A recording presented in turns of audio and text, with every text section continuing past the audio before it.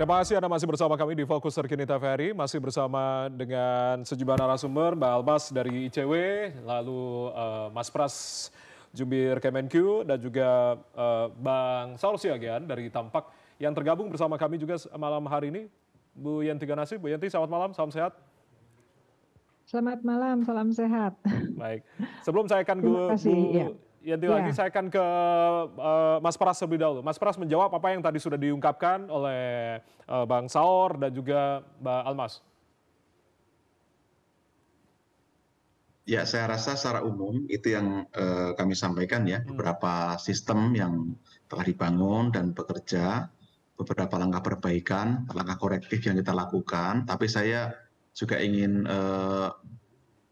mengklarifikasi supaya yang disampaikan oleh Mbak Almas tadi gaungnya juga lebih luas, bahwa ini bukan persoalan Kementerian Keuangan saja. Ya. Kami rasa ini harus kita jadikan persoalan bangsa agar agenda kita lebih strategik. Jangan ada kesan seolah-olah ini hanya Kementerian Keuangan yang menghadapi seperti ini. Padahal kami telah berupaya membangun sistem pencegahan yang lebih kuat. Jadi kalau kita bangun sistem pencegahan lebih kuat, ada konsekuensi, kita juga bisa menjaring lebih banyak daripada yang belum dibangun. Ini saya rasa juga menjadi hubungan sebab akibat yang perlu kita cermati. Nah, terkait dengan beberapa masukan tadi kami ingin sampaikan, setiap tahun Kementerian Keuangan menerima pengaduan, kita proses, dan sepanjang terkait dengan hasil pemeriksaan yang telah valid, akurat, kami juga menjatuhkan sanksi sampai dengan ke pemecatan. Itu setiap tahun ada laporannya. Bahkan secara aktif juga dilakukan OTT internal atas laporan masyarakat dan atas kerja intelijen untuk memastikan kami juga punya sistem pencegahan yang kuat.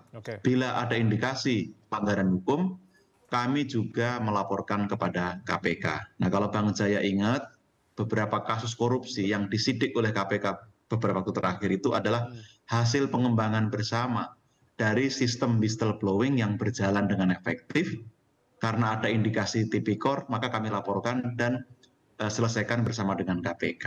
Itu sebagai update bahwa yang kita lakukan terus berfokus pada perbaikan dan perubahan. Nah, mohon doa, mohon restu dan dukungan agar ini bisa jadi momentum yang baik untuk perubahan dan penyelesaian perbaikan sistem dan penguatan ini dapat berjalan lebih cepat lagi. Terima kasih. Saya juga mohon pamit karena harus bergeser ke tempat lain. Baik. Salam untuk Bu Yenti, Bang Saur, dan Mbak Almas. Terima kasih. Terima kasih Mas Pras sudah bergabung bersama kami, menyempatkan waktunya. Salam sehat selalu, tetap semangat Mas Pras. Semangat Pak Pras. Terima kasih banyak. Baik, kita lanjutkan diskusi kita di malam hari ini. Saya akan langsung ke Bu Yanti. Bu Yanti, artinya ini terkait dengan LHKPN, terkait dengan TPPU. Apakah ini kita tentunya berharap LHKPN ini tidak hanya sebagai dokumen formalitas saja begitu yang menumpuk, tapi juga bagaimana Anda melihat keterkaitan terkait dengan kepatutan untuk LHKPN dengan dugaan tindak pidana pencucian uang, Bu Yanti? Iya. LHKPN itu kan memang di dalam bidang pencegahan ya. Pencegahannya itu filosofinya adalah bahwa penyelenggara negara itu setiap tahun dan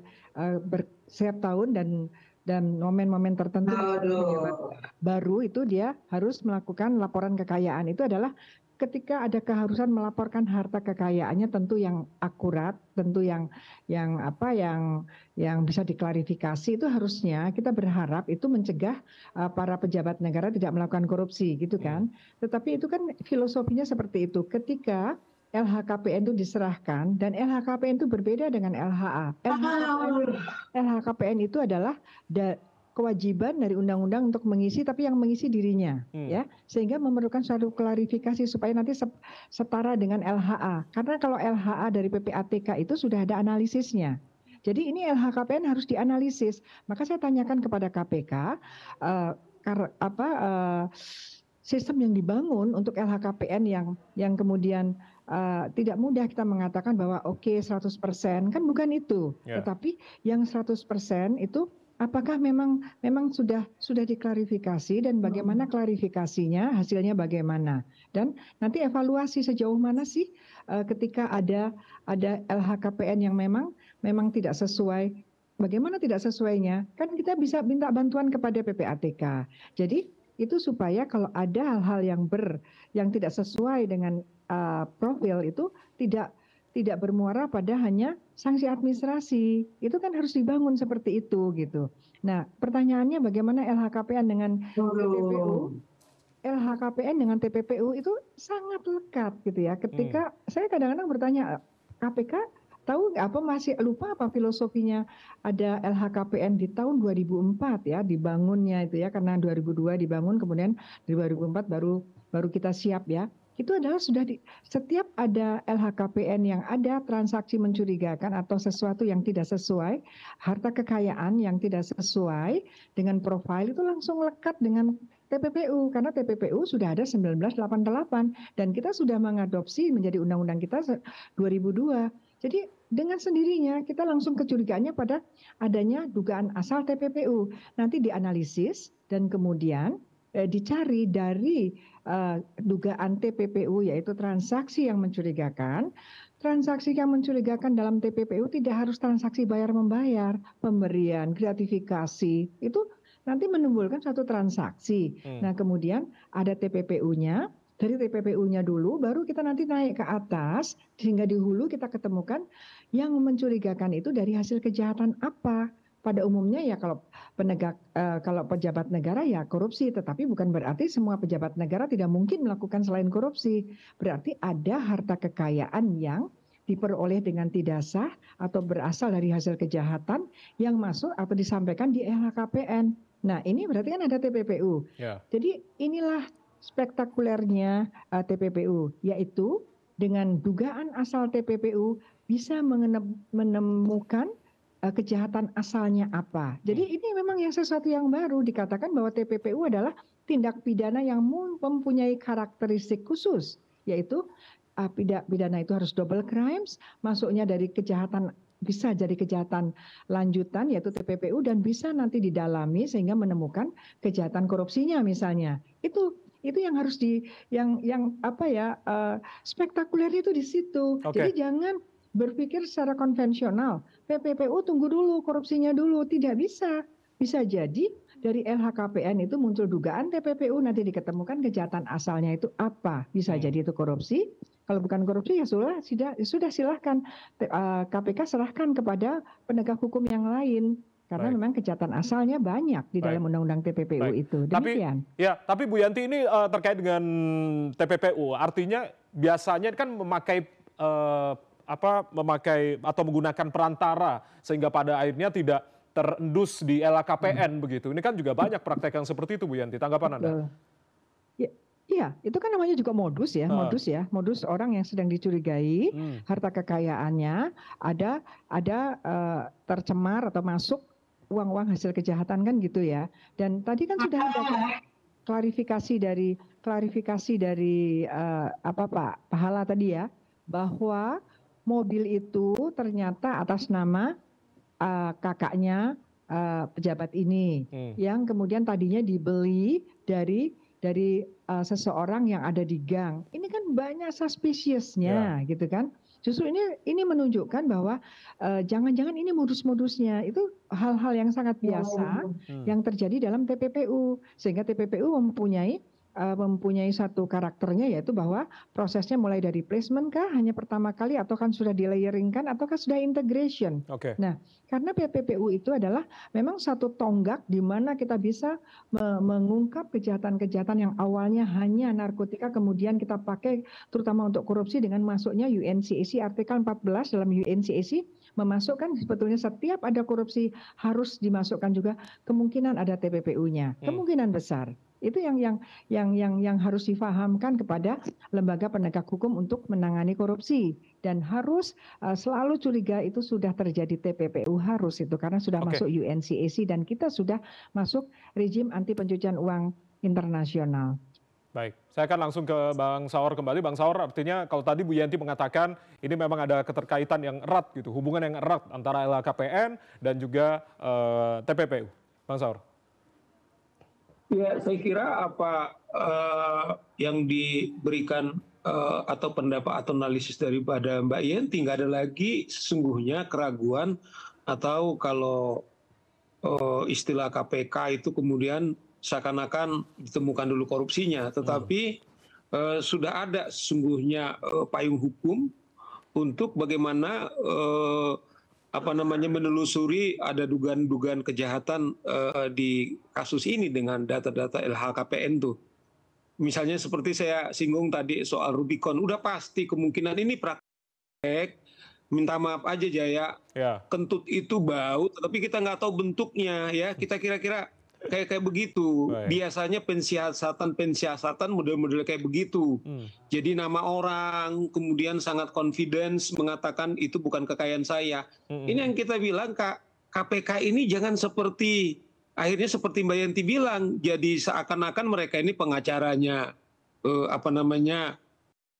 Menteri Keuangan atau juga pemberi LHKPN itu, sehingga wibawanya tidak ada.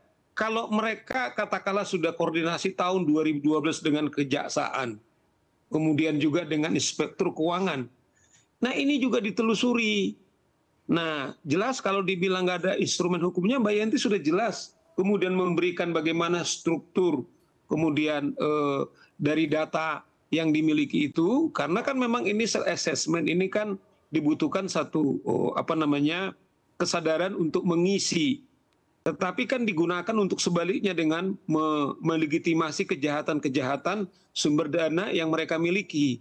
Nah saya kira KPK harus membuat ini momentum, tidak betul bahwa tidak ada cara untuk mencari dari mana dugaan asal kekayaan dimiliki oleh saudara Rafael ini. Apalagi 10 tahun yang lalu itu sudah dilaporkan kepada KPK Kejaksaan dan juga kepada Inspektur Keuangan. Gitu Jaya. Oke, baik. Saya akan langsung ke Mbak Almas. Apa yang tadi sudah diungkapkan oleh Bang Saur menambahkan ini terkait dengan dugaan juga praktek pencucian uang yang dalam hal ini menyimpan aset-asetnya atau menyimpan aset-aset milik koruptor ke pihak lain.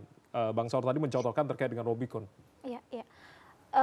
Ada dua hal Mas. Pertama, PPATK sendiri sudah menyampaikan ya bahwa ketika PPATK melanjutkan atau melaporkan temuannya kepada aparat penegak hukum, artinya di situ sudah ada indikasi tindak pidana pencucian uang. Kemudian yang kedua juga PPATK menyebut ada indikasi penyamaran terkait dengan penempatan harta itu atau ya nomine gitu ya. Jadi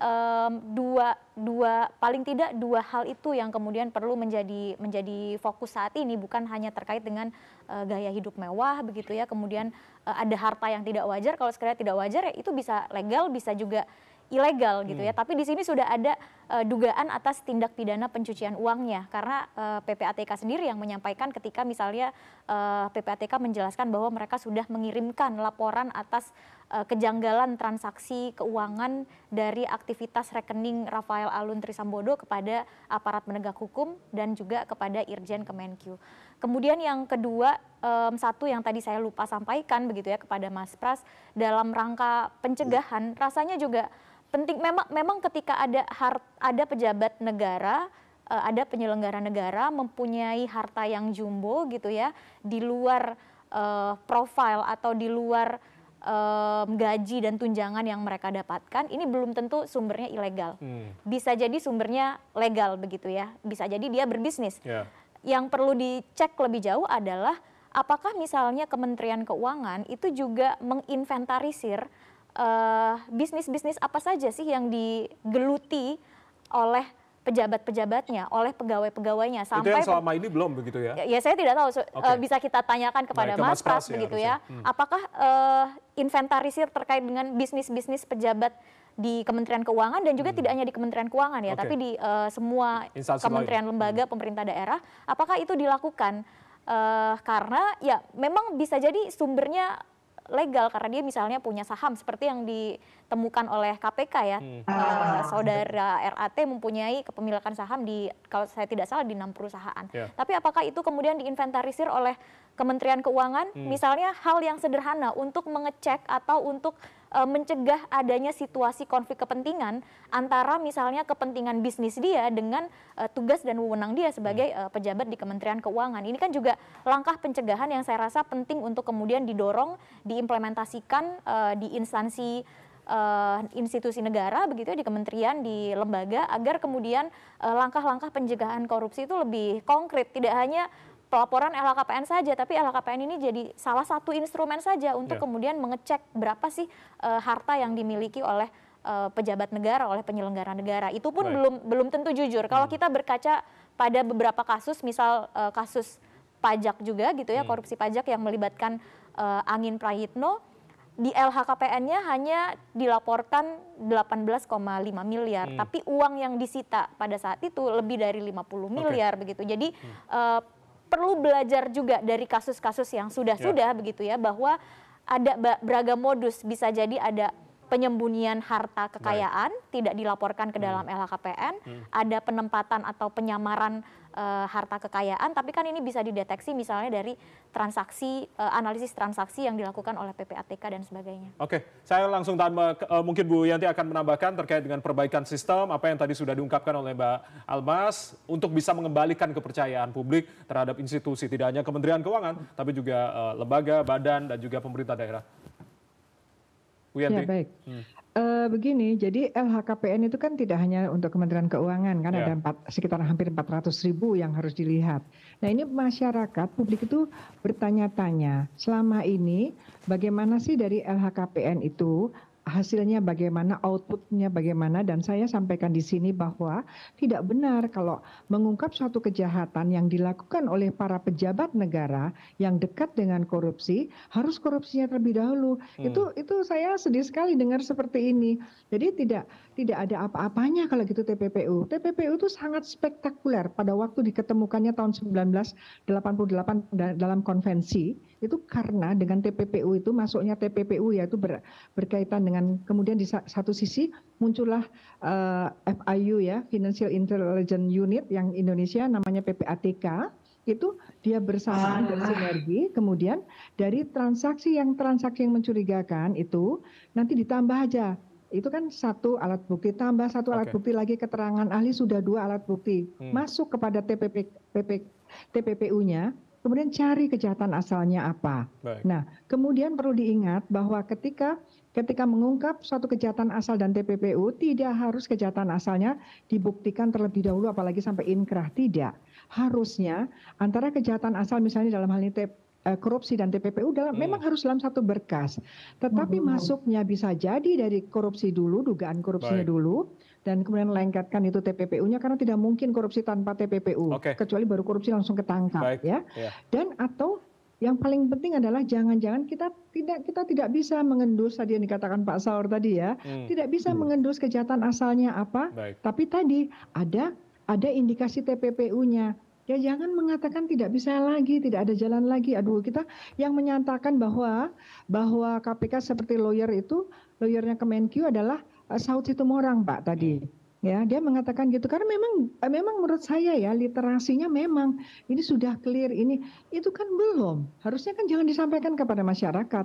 Harusnya yang disampaikan tadi oleh yang bersangkutan klarifikasinya seperti ini, tetapi KPK akan mendalaminya. Harusnya kan seperti itu, bahwa itu dari satu pihak saja, karena memang LHKPN itu adalah kewajiban undang-undang harus mengisi, tapi ketika mengisinya yang misinya itu maunya dia sendiri, maka harus diklarifikasi supaya lebih setara dengan LHA. Karena LHKPN itu tidak seperti LHA. LHA-nya PPATK sudah ada analisis. Jadi harus dibangun sistem. Setelah sudah LHKPN masuk, bagaimana sistemnya? Segera sistemnya berkaitan terutama kalau sudah ada nama-nama yang dikirimkan oleh PPATK. Itu gunanya PPATK membantu kita jadinya. Jadi perbaikan sistem ya Bu Yanti ya. Ini berbahaya sekali ketika masyarakat tidak mempercayai KPK dan kemudian tidak mau bayar pajak. Kalau tidak mempercayai KPK, itu yang senang koruptornya. Nah gitu, jadi hati-hati itu. Bukan sekedar masyarakat akan mengatakan KPK atau Kejaksaan Agung dan sebagainya, tetapi itu adalah angin segar para calon-calon koruptor itu ketika memang hanya begitu saja langsung hands up, yang nggak ada jalan lagi, sangat banyak jalannya dan tidak boleh mengeluh. Ya memang tugasnya seperti itu. Jadi sejak 2004 ketika ada LHKPN yang tidak sesuai atau mencurigakan itu langsung lengkap dengan adanya TPPU. Begitu. Jadi jangan bilang jauh dari TPPU, sangat dekat gitu. Justru pendekatan pertamanya lewat TPPU kita harapkan ketemu kejahatan asalnya, karena itu kebetulan yang pegang KPK, mudah-mudahan itu memang dari korupsi. Kalau bukan dari korupsi, serahkan kepada polisi dan sebagainya atau kejaksaan. Begitu. Oke, kita akan kawal terus bersama, dan ini perbaikan sistem yang kita harapkan begitu, dan kita harus kawal bersama, dan jangan lupa tetap bayar pajak, ini yang harus ditekankan begitu ya. Kita harus kawal bersama tentunya. Baik, Bu Yanti terima kasih, Bang Saur terima kasih, Mbak Mas terima kasih sudah bergabung bersama kami. Salam sehat selalu. Terima kasih sudah bergabung bersama kami malam hari ini. Terima kasih Mbak Almas. Baik. Terima kasih. Salam sehat selalu. Dan saudara, demikianlah Fokus Surgi di TVRI. Saya Ardianto Wijaya mewakili teman-teman bertugas mengucapkan terima kasih atas kebersamaan Anda. Tetap saksikan TVRI, media pemersatu bangsa. Selamat malam, sampai jumpa.